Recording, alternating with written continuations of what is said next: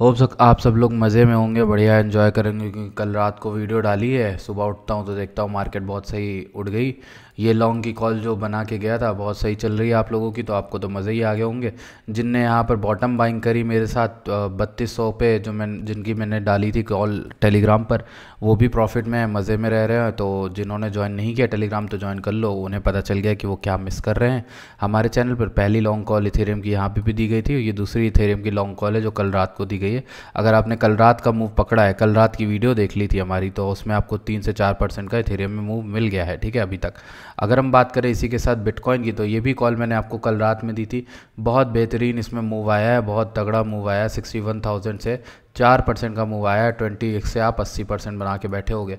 मेरा टारगेट पहला 64,500 था, ये क्योंकि एक अच्छा डेली सपोर्ट, डेली रेजिस्टेंस था। लेकिन अगर हम इसको 4 घंटे में देखें तो हमें दिखता है कि ये एक एरिया है ऑफ इंटरेस्ट। यहाँ पर पहला रिजेक्शन क्यों हुआ ये पता चल गया, यहाँ लिक्विडिटी है, यहाँ से यहाँ के बीच में रिजेक्शन मिल सकता है, इसलिए थोड़ा बहुत सतर्क रहना। और हो सकता है ये वीकेंड पंप हो। तो मैं एक एरिया आपको ड्रॉ करके बता रहा हूँ, ये एक एरिया है जहाँ पे आप एग्जिट करना स्टार्ट करोगे अगर आपने नीचे कहीं भी लॉन्ग पोजीशन बनाई, ठीक है। पूरा एग्जिट करोगे क्या? नहीं, बट कितना एग्जिट कर लोगे? 75% 60% तक अपनी ट्रेड का एग्जिट कर सकते हो, ठीक है।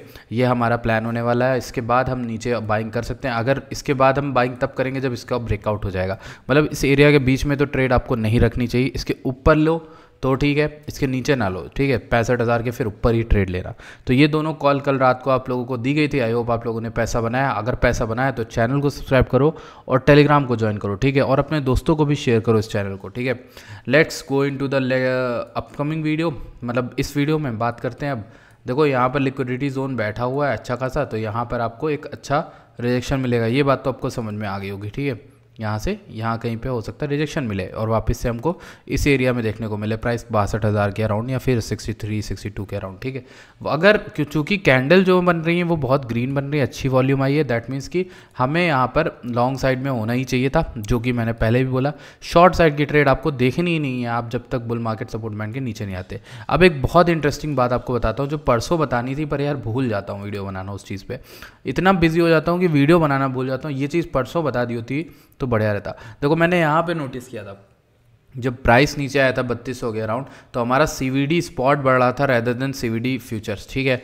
आपको एक चीज़ तो सिंपल समझ में आ गई, बायर्स माइनस सेलर्स का रेशियो होता है ये। और अगर आप देखो तो सीवीडी कॉन्स्टेंटली अप जा रहा है, ठीक है, प्राइस के साथ साथ, that is a healthy move, ठीक है। अगर मैं यहाँ से यहाँ दिखाऊँ तो फ्यूचर जो है अभी भी वहीं पे मंडरा रहा है या फिर नीचे ही गिर रहा है, बट सीवीडी स्पॉट बढ़ रहा है। दैट मीन्स समझे, इसका मतलब समझे क्या, बायर्स हैवी है यहाँ पर सेलर से, ठीक है, स्पॉट में, रैदर देन यहाँ पर बायर्स मजबूत नहीं है, ठीक है, फ्यूचर्स की मार्केट में। तो कहीं ना कहीं स्पॉट में बाइंग आ रही है तब ये मार्केट उठ रही है, ठीक है। कहीं ना कहीं ये फेक पंप नहीं है। कुछ लोग कहेंगे कि ये फेक पंप है, बाउंस हो सकता है, बट लोग स्पॉट में बाय करके इसको उठा रहे हैं, ये देख के हमें क्लियर पता चल रहा है। दूसरी चीज़, RSI में 1 घंटे में बॉटम करने के बाद ETH फिर से RSI का टॉप पे आ गया है। कहीं ना कहीं थोड़ा बहुत प्रॉफिट बुकिंग आ सकती है, मेरे ख्याल से हो सकता है 3369 फिर से करे, यहाँ से उठना फिर से स्टार्ट करे। तो अभी तो मार्केट में कुछ कहा नहीं जा सकता, लेकिन जो कहा जा सकता है वो मैं कहने आ गया हूँ वीडियो बना के। अगर आप लोग को अच्छी लग रही तो प्लीज़ लाइक करते रहिए। अब बात कर लेते हैं सोलाना की। सोलाना भी वन ऑफ दोज टोकन है जो बढ़िया रहा है हमारे लिए। इसमें भी अच्छी वॉल्यूम कैंडल आई है, ग्रीन कैंडल है। ETF की न्यूज़ भी काफ़ी अच्छी बनी हुई थी, 148 फिर से आ गया नीचे गिर के 138 तक। तो ये बाइंग आप लोगों को बताई हुई थी, शायद आई गेस बताई थी, मेरे ख्याल से, मुझे याद नहीं, बट शायद बताई हुई थी। हाँ 50% का एरिया था, ठीक है। यहाँ पर आप लॉन्ग कर सकते थे, अच्छी बात है। बट अगर आपने लॉन्ग नहीं किया कोई बात नहीं, ये एरिया आप लोग को अगर याद होगा तो पहला तो पर्पल लॉन्ग जोन ये बताया था, दूसरा पर्पल लॉन्ग जोन ये था हमारा, ठीक है, सोलाना के अंदर।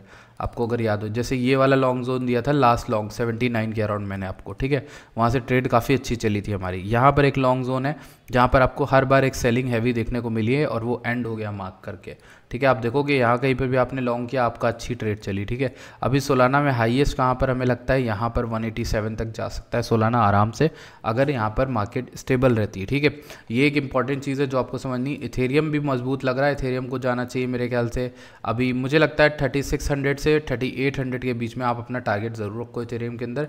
मुझे इथेरियम 3800 इसलिए भी लगता है क्योंकि जुलाई पास आ रहा है। जुलाई पास आने का मतलब ये हो जाता है कि हम यहाँ पर कहीं ना कहीं न्यूज़ ड्रिवन पंप को देख रहे हैं, ठीक है। ये कोई ख़राब वराब पंप नहीं है, ये न्यूज़ ड्रिवन पंप हो सकता है, इसलिए मैं 4 घंटे की कैंडल देखना ज़्यादा प्रेफर कर रहा हूँ। मुझे और कोई दिख नहीं रहा स्ट्रॉन्गनेस, मतलब अगर आप देखो ना, ये एग्जैक्ट इसने मूव कंप्लीट कर दिया, ठीक है। जनरली ऐसे पैटर्न में क्या होता है, इतना कंप्लीट करता है फिर उसके बाद मार्केट गिर जाती है, ठीक है, यहाँ कहीं से फिर से उठती है, ऐसा कुछ होता है जनरली। ये देखा है मैंने होते हुए इस तरह का पैटर्न। जैसे आपको बताऊँ मैं, तो यहाँ पर देखो, यहाँ फॉल आया था, इसके बाद मार्केट उठी फिर से गिरती चली गई, ठीक है। यहाँ सपोर्ट नहीं लिया, ये तो ब्रेकआउट कर गई, लेकिन यही सेम चीज़ यहाँ पे भी तो कर रही है, सी शेप रिकवरी। उसके बाद अगर यहाँ पे आके गिर जाती है तो फिर भी कोई बड़ी बात नहीं होगी, ठीक है। इसलिए मैं कह रहा हूँ कि आप थोड़ा सा प्रॉफिट बुकिंग करते चलना। और टारगेट आपका जो रहने वाला है, 2 ही टारगेट है इथेरियम में, ज़्यादा बड़े टारगेट है नहीं। एक तो ये 3500 वाला, दूसरा हमारा 3649 वाला, ठीक है। 3649 को ज़्यादा भाव देना इससे, ठीक है। 3649 आता है तो वहाँ पे थोड़ा बहुत तो प्रॉफिट बुकिंग करते ही रहना। और दूसरा हमारा यहाँ पे क्लस्टर है 3800 के अराउंड, ठीक है। ये हमारी इथेरियम की ट्रेड हो गई। इसके अलावा सोल की ट्रेड तो आपको बता ही दी है।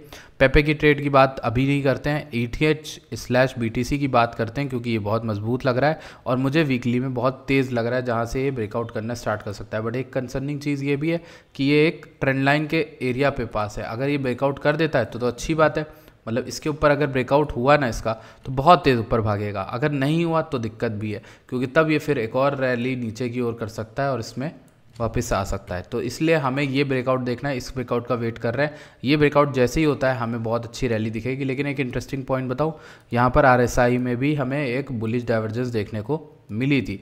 दैट मीन्स कि RSI की बुलिश डाइवर्जेंस से तो ये कैंडल अच्छी जानी चाहिए, क्योंकि ऑलमोस्ट ये डाइवर्जेंस जब फॉर्म होती है और प्राइस एक्शन के अकॉर्डिंग फॉर्म होती है, तो यहाँ पे ये देखो रेजिस्टेंस था, यहाँ पे सपोर्ट लिया और उसके अकॉर्डिंग RSI डाइवर्जेंस भी आ गई। तो हमारे पास 3 कंफर्मेशन हो गए। दैट मीन्स कि ये क्लियर बॉटम हो सकता है और ये ट्रेंड लाइन टूट सकती है आने वाले दिनों के अंदर। इसलिए मैं बोल रहा हूँ कि हो सकता है यहाँ से एक बहुत बेहतरीन और बहुत ही शानदार एक पंप हमें देखने को मिले आने वाले टाइम के अंदर, ठीक है। ये एक मार्केट की अपडेट हो गई शॉर्ट।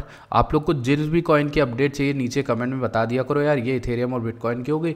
आज मैं वीडियो बनाने वाला हूँ, मूड में हूँ थोड़ा वीडियो बनाने के, तो मैं आप लोगों के लिए वो वीडियोस दे दूंगा जिस पे भी आपको वीडियो चाहिए। मैंने आप लोगों को ZK की वीडियो नहीं दी है, बट ZK की कॉल ज़रूर मेरे चैनल पर दी गई है और इसको लेकर मैं काफ़ी ज़्यादा बुलिश हूँ। अभी 18 चल रहा है, मैंने आपको 15 से 16 के बीच में कॉल दी थी। अगर हम वहाँ से देखें ना तो ZK ऑलमोस्ट उठ चुका है, आई गेस 14-15% उठ चुका है। मुझे लगता है यहाँ का पहला टारगेट है 27%, ठीक है। बहुत अच्छा कॉल है, बहुत अच्छा प्रोजेक्ट है, मुझे लगता है उठेगा। ENA भी बहुत सही कॉल है, ठीक है।